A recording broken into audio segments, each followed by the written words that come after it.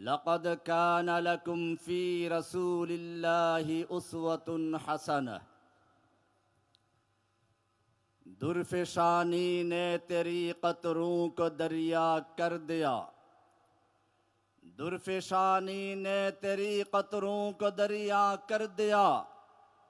दिल को रोशन कर दिया, आँखों को बीना कर दिया। खुद न थे जो राह पर औरों के हादी बन गए। क्या नजर थी जिसने मुर्दों को मसीहा कर दिया। 21 আগস্ট শুক্রবার 2026 সকাল 10টা।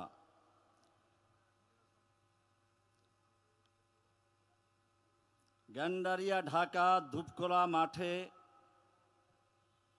সিরাতুন নবী মহাসম্মেলন কর্তৃক আয়োজিত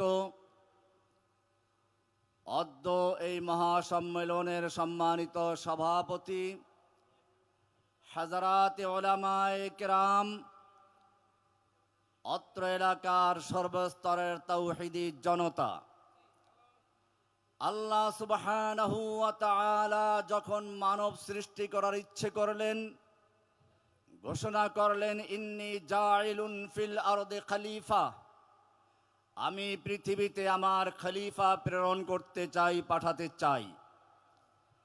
এই আয়াত প্রমাণ করে মানুষ সৃষ্টিগতভাবে খলিফা, কিন্তু প্রত্যেকেই যদি খলিফা হয়ে যায় তাহলে কে কাকে অনুসরণ করবেন?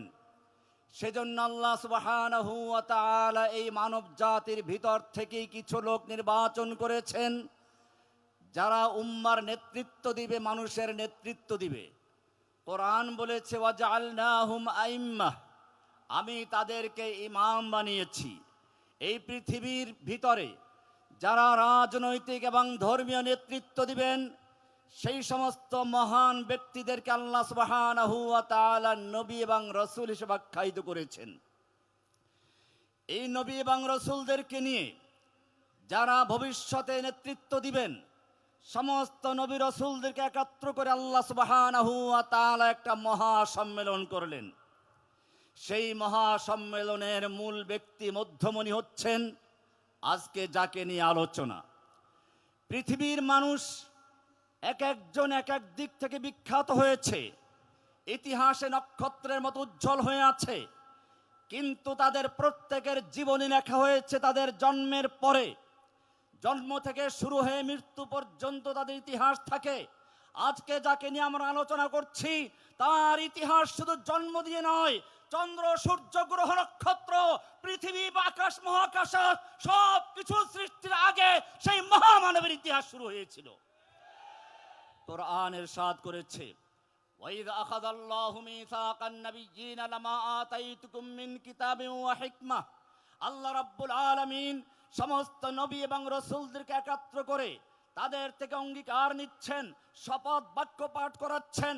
যেরকম ভাবে এমপি নির্বাচিত হলে পরে, মন্ত্রী নির্বাচিত হলে পরে তাদেরকে শপথ বাক্য পাঠ করানো হয়, ঠিক তেমনি ভাবে আল্লাহ সুবহানাহু ওয়া তাআলা যাদেরকে নবী রাসূল করে দুনিয়াতে প্রেরণ করবেন সেই সমস্ত নবী রাসূলদেরকে একত্র করে শপথ বাক্য পাঠ করাচ্ছেন। আল্লাহ সুবহানাহু ওয়া তাআলা নিজের সাথ করেছেন ওয়াইদ আখাযা আল্লাহ রাব্বুল আলামিন নিজে স্বয়ং অঙ্গীকার নিচ্ছেন, শপথ বাক্য পাঠ করাচ্ছেন, লামা আতাইতুকুম মিন কিতাবিন ওয়া হিকমা, হে নবী এবং রাসূলগণ আমি তোমাদেরকে কিতাব দিব, হিকমা দিব, নবুয়ত দিব, রিসালাত দিব, কিন্তু শর্ত হচ্ছে, একটা শর্ত হচ্ছে সুম্মা জাআকুম রাসূলুন সুম্মা, অতঃপর সর্বশেষে সুম্মা দিয়ে ইঙ্গিত করা হয়েছে তিনি হবেন সর্বশেষ নবী, তারপরে আর কোন নবী থাকবে না। সুম্মা জাআকুম রাসূলুন, এরপরে সর্বশেষ তোমাদের কাছে একজন রাসূল আগমন করবেন, যেই রাসূল তোমাদের সত্যায়ন করবেন, যেই রাসূল মুসাদ্দিকুল লিমা মাআকুম, তোমাদেরকে স্বীকৃতি দিবেন, তোমাদের সত্যায়ন করবেন। সেই রাসূল যখন আগমন করবেন তোমাদের নবুয়ত ক্যান্সেল হয়ে যাবে, তোমাদের নবুয়ত সমাপ্ত হয়ে যাবে। তখন তোমাদের কাজ হবে নিজেদের নবুয়ত বাদ দিয়ে, রিসালাত বাদ দিয়ে, উম্মত বাদ দিয়ে লা তুমিনুন্না বিহি ওয়া লা তানসুরুন্নাহু, সেই নবীর প্রতিমান আনবে, সেই নবীকে সাহায্য করবে।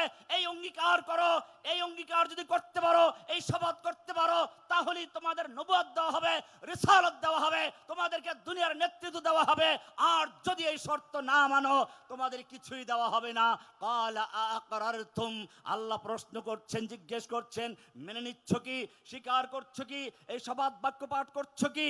সব নবীরা বললেন ক্বালু আকরারনা, হ্যাঁ আমরা স্বীকার করছি, আমরা মেনে নিচ্ছি, আমরা অঙ্গীকার করছি, আমরা এই শপথ করছি আপনার সেই সর্বশেষ নবী যখন আগমন করবেন আমরা তার প্রতিমান আনব, তাকে সাহায্য করব।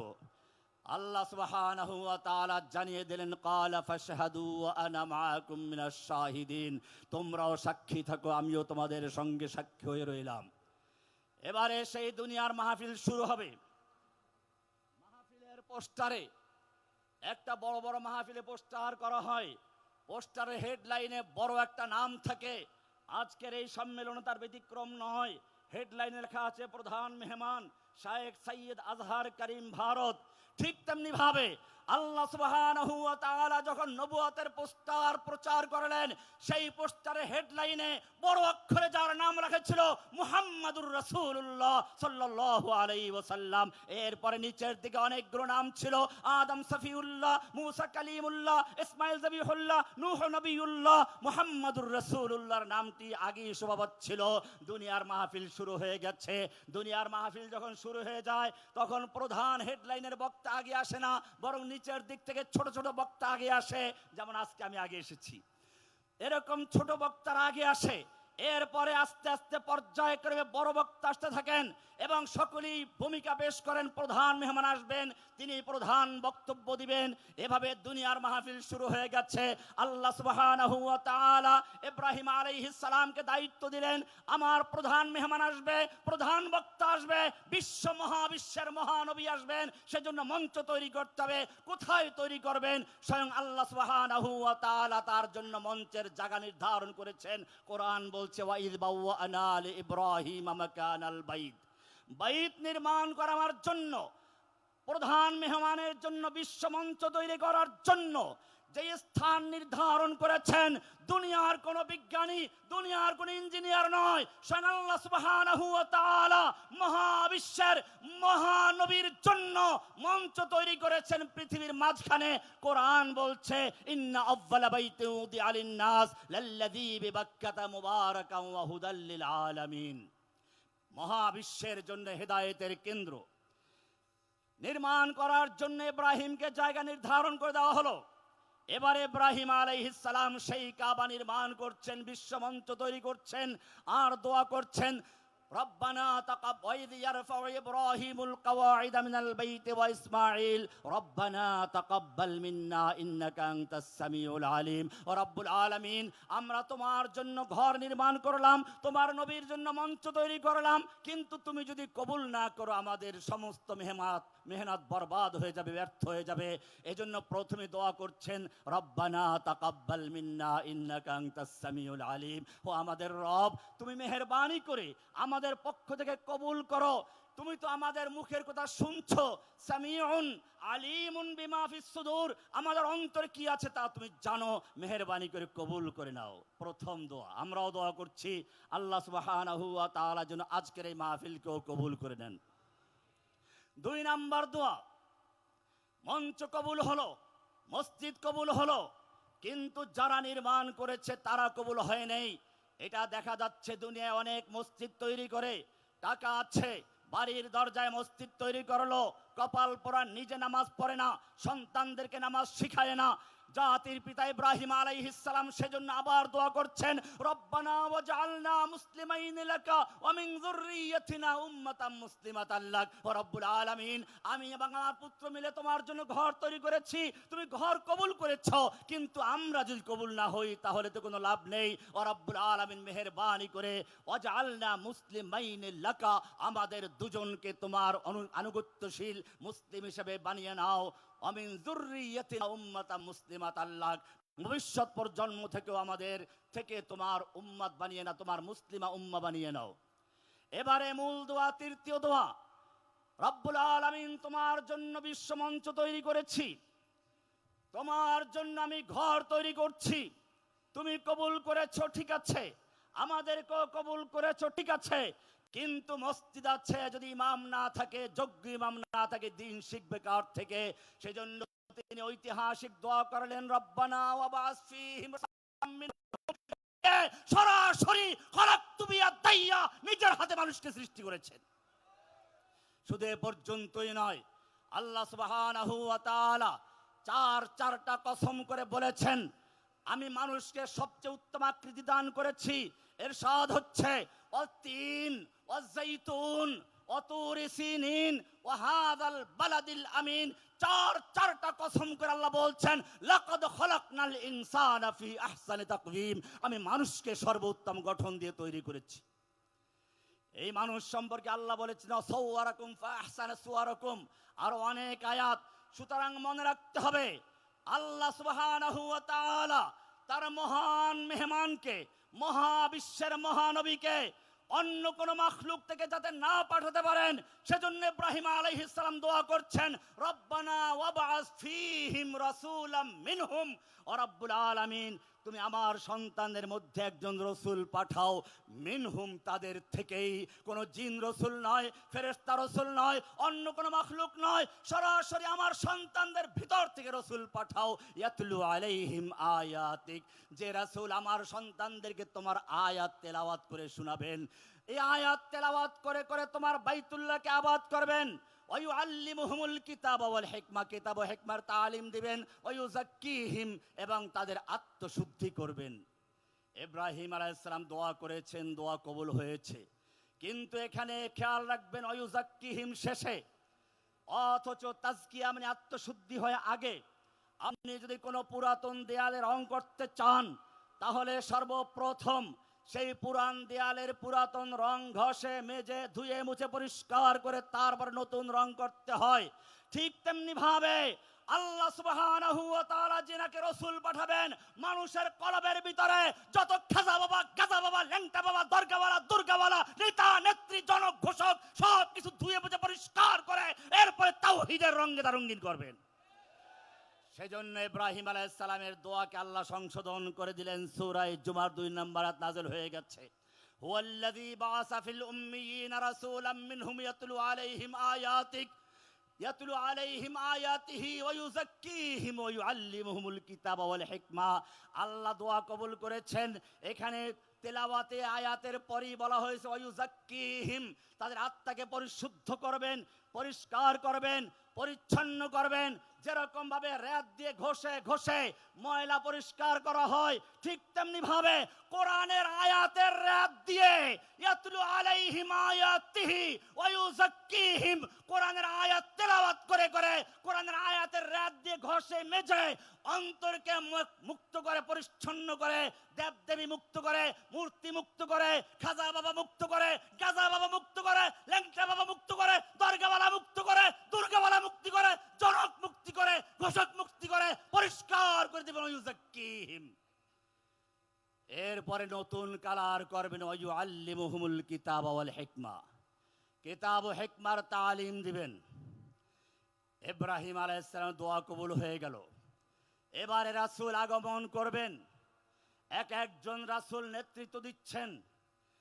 আর এই নেতৃত্ব শুধুমাত্র ধর্মীয় নেতৃত্বের মধ্যে সীমাবদ্ধ ছিল না, এই নেতৃত্ব শুধুমাত্র মসজিদে সীমাবদ্ধ ছিল না। আল্লাহর রাসূল সাল্লাল্লাহু আলাইহি ওয়াসাল্লাম বলেছেন, কানাত বনু ইসরাঈল তাসুসুহুমুল আম্বিয়া কুল্লামা হালাকা নাবিয়্যুন খালাফাহু আখার। বনি ইসরাঈলের সিয়াসত, তাসুসুহুম, রাজনৈতিক, ধর্মীয় সব নেতৃত্ব দিতেন নবীগণ। কুল্লামা হালাকা নবিয়্যুন, যখনই কোনো একজন নবী দুনিয়ার থেকে চলে যেতেন, খলাফাহু আখার, তার স্থলে আরেকজন নবী আসতেন। এরপর আল্লাহ রাসূল বলেছেন, ওয়ানা খাতামুন নবিয়্যিনা লা নবিয়্যা বাদি, আমি হচ্ছি সর্বশেষ নবী, আমার পরে কোন নবী আসবেন না। বিষয়টা মনে রাখতে হবে, শেষ দিকে আলোচনা হবে ইনশাআল্লাহ। এবারে মেহমান আরো কাছে এসে গেছেন। এবারে মঞ্চে ঘোষণা হচ্ছে, যেভাবে আমরা যখন আসি তখন ঘোষণা হয়, ঠিক এরকম ভাবে প্রধান মেহমান আসবেন, ঘোষণাটাও তো প্রধান হতে হবে। এই জন্য ঈসা আলাইহিস সালামকে আল্লাহ তাআলা দায়িত্ব দিলেন, ঘোষণা করো। কোরআন বলছে, ওয়াইদ ক্বালা ঈসা ইবনু মারইয়াম ইয়া বানি ইসরাঈল ইন্নী রাসূলুল্লাহি ইলাইকুম মুসাদ্দিকাল লিমা বাইনা ইয়াদাইয়া মিনাত তাওরাতি ওয়া মুবাশশিরাম বিরাসূলিন ইয়াতি মিন বা'দি ইসমুহু আহমদ। আমার পরে একজন রাসূল আসবেন, আমি তার সুসংবাদ দিচ্ছি, ইয়াতি মিন বা'দি ইসমুহু আহমদ, যার নাম হবে আহমদ।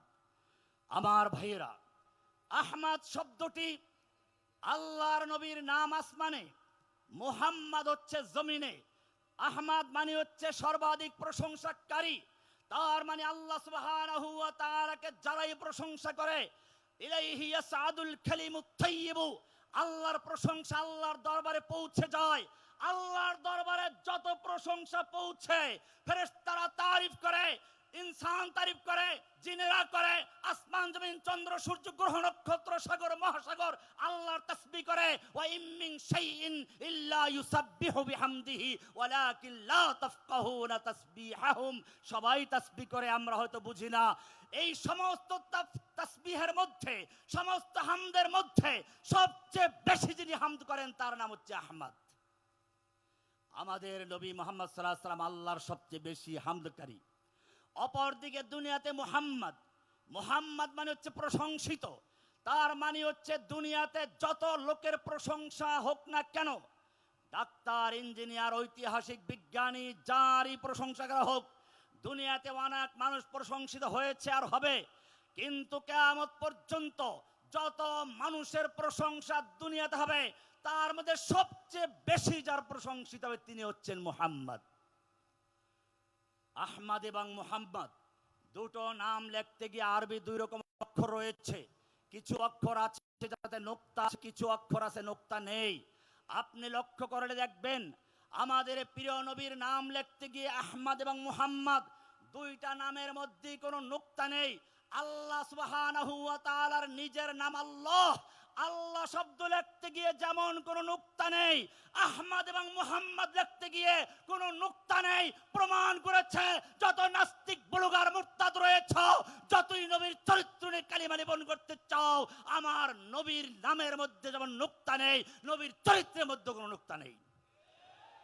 কোরআন বলছে, ইন্নাকা লাআলা খুলুকিন আযীম, হে নবী নিশ্চয় আপনি মহান চরিত্রবারে প্রতিষ্ঠিত। সুতরাং যারাই পৃথিবীতে আমার নবীকে নিয়ে কুচ্ছারণা করবে, কটূক্তি করবে, কালিমা লেপনের চেষ্টা করবে, মনে রাখতে হবে তারা সরাসরি আল্লাহর কোরআনের বিরুদ্ধে অবস্থান নিয়েছে। আল্লাহ রাব্বুল আলামিন ঘোষণা করে দিলেন নবী এবারে আসবেন। ঈসা আলাইহিস সালামের ঘোষণা হয়ে গেছে, নবী দুনিয়াতে চলে আসলেন। আল্লাহ তাআলা জানিয়ে দিলেন, জানিয়ে